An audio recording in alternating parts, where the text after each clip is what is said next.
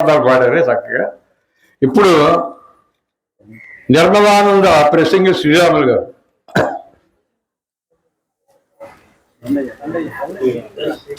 రావాలి. జై సద్గురు.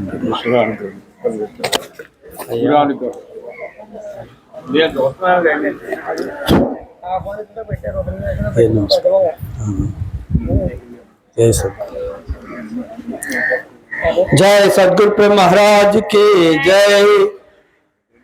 गुरु करणानंद परशुरामाचार्य सद्गुरु महाराज की जय। निर्मलानंद भैरव स्वामी सद्गुरु महाराज की जय। अमलाम सत्यनारायण समेत समरसानंद कृष्णमूर्ति सद्गुरु महाराज की जय। ओम गुरु ब्रह्मा गुरु विष्णु गुरुदेवो महेश्वर गुरु साक्षात् परब्रह्म तस्मै श्री गुरवे नमः। पूर्णानंद गुरु शिष्यं निर्मलानंद सुबोधकं विमलां नागमांबा समेत निर्मलानंद भैरव स्वामी देश केंद्र सद्गुरुभ्यो नमो नमः। निर्मलानंद स्वामी बोधामृत प्राणभृंगम अमलां सत्यनारायण समेत समरसानंद कृष्णमूर्ति सद्गुरुभ्यो नमो नमः। निर्मलानंद स्वामी पाद पद्म महर्निश पूजित निर्मलां सच्वतमा समेत पूर्णानंद सत्यनारायण सद्गुरुभ्यो मध्यमं वंदे गुरु परंपरम। जय सद्गुरु महाराज की। ఈ అచల ఈ వేదాంత వైజ్ఞానిక సభ గురు కరుణానంద పరశురామాచార్యుల వారి 33వ వార్షికారాధన మరియు నాగమాంబ గారి 7వ వార్షికారాధన పురస్కరించుకుని ఈ రోజు ఉదయం నుంచి అన్ని కార్యక్రమాలు సక్రమంగా జరిగాయి. సత్యమాంబ గారి యొక్క 7వ వార్షికారాధన అన్ని పొద్దుట ఉదయం పూజా జెండా వందనము పూజా కార్యక్రమం తర్వాత వైజ్ఞానిక వేదాంత సభలో గురువులు మహా విజ్ఞానాన్ని అందరికీ మనకు బోధించారు. వారికి పాద నమస్కారాలు తెలియజేసుకుంటున్నాను. అలాగే వేదికకు ఈ వైజ్ఞానిక వేదాంత సభకు అధ్యక్షత వహించినటువంటి అధ్యక్షుల వారికి ఉపాధ్యక్షుల వారికి గౌరవాధ్యక్షుల వారికి సభలో ఆసీనులైన గురువులకు గురుమాతలకు అందరికీ నా ద్వాదశి నమస్కారాలు తెలియజేసుకుంటున్నాను. ఇది అచల సిద్ధాంతం మంది. అసలు దీన్ని శ్రీధరుల వారు శివరామ దీక్షితుల వారి దగ్గర నుంచి ఇప్పుడు మన గురువుల వరకు గురు పరంపరంగా వ్యాప్తి చెందింది. ఇది ఒక సాధన సంపత్తి కలిగి ఉన్నటువంటి శిష్యుడు తనకు ఈ రాకడా పోకడా ఈ భవరోగములు అనేవి తొలగజేసుకునేటటువంటి బాధ తెలియక అతను అనేక పరిశోధనలు అనేక సాధనలు చేసి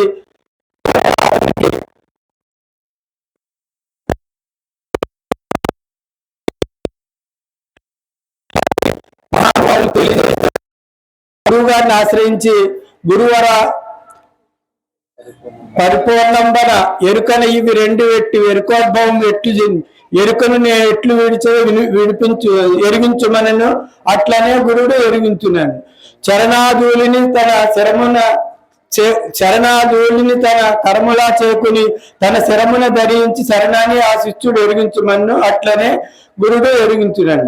అంటే గురువుగారి యొక్క వద్దకు వెళ్ళి శిష్యుడు అయ్యా నాకు ఈ భవరోగాలని విషయాలన్నీ తెలియజేయమని అడగగా గురువు గారు అలాగే తెలియజేస్తారంటే అప్పుడు గురుగారు అన్నారంటే పరిపూర్ణము లేనరికే రెండు ఉన్నాయి. నీకు మొదట అచలమును ఎరిగిస్తాను తర్వాత పరిపూర్ణాన్ని ఎరుగుతాననే విషయాన్ని తెలియజేశారు. అప్పుడు గురువు గారిని ఈ 5 ప్రశ్నలు అడిగారు శిష్యుడు. అప్పుడు గురుగారు అన్నారంటే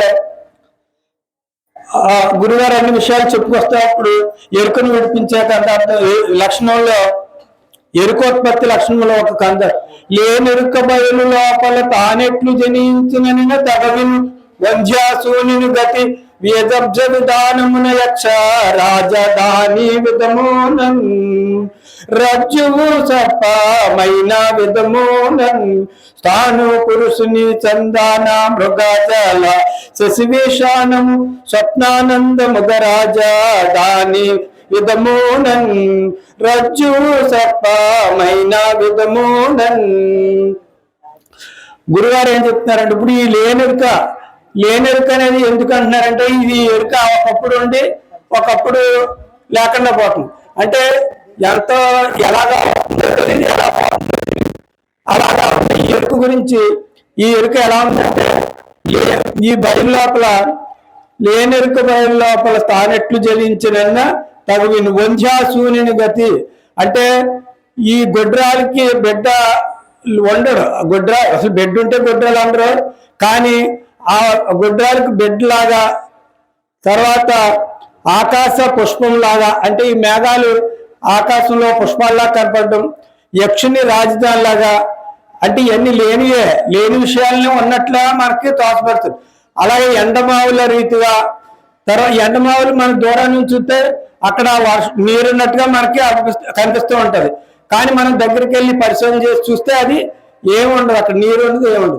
అలాగే ఈ శశివిషాణం తర్వాత కుందేటికి కొమ్ములు ఉండవు, కానీ చెవిలో కొమ్ముల్లా కనపడితే అది దగ్గరికి వెళ్ళి చూస్తే మనకి కుందేటికి కొమ్ములు ఉండవు. అలాగే స్థాను పురుషుడు అంటే ఈ రాత్రి మన అడవిలో మనం ఉన్నప్పుడు చూస్తుంటే ఒక మోడు పురుషుడు దొంగ వాళ్ళ కనపడుతుంది. అలాగే రజ్జువు సర్పమైన అదే తాడు పాములాగా కనిపిస్తుంది. తీరా చూస్తే మనం అది తాడే ఉంటుంది, అక్కడ పాము ఉండదు. ఈ విధంగా లేనివన్నీ ఉన్నట్లుగానే మనల్ని భ్రమింపజేస్తాయి. కనుక ఇదే విధంగా భద్రాద్రి రామ శతకంలో కూడా ఒక పద్యం చెప్పారు, సేమ్ ఇలాగే ఉంటుంది. అది కూడా రాత్రి పడి ఉన్న రజ్జు అంతటిని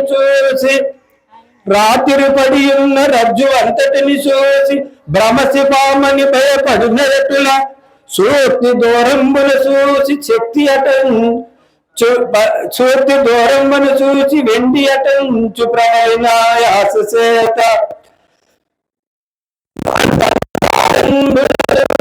దండకారమందుండు మద్దుని చూచి దొంగవాడని భీతి దోచినట్లు కలలోన వస్తువులని మేల్కొని ఆ వస్తువులు వెదకిలాడినట్లు జనులు సత్యంబు జగమని నమ్మినారు.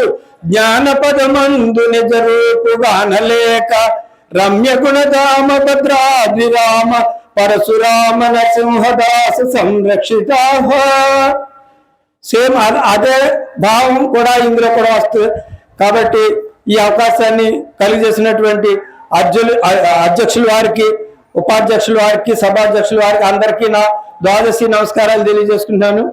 ఈ కార్యక్రమం జరిపించినటువంటి ఈ కమిటీ వారికి కూడా నా ద్వాదశి నమస్కారాలు తెలియజేసుకుంటున్నాను. జై సద్గురు ప్రేమ్ మహారాజ్కి జై.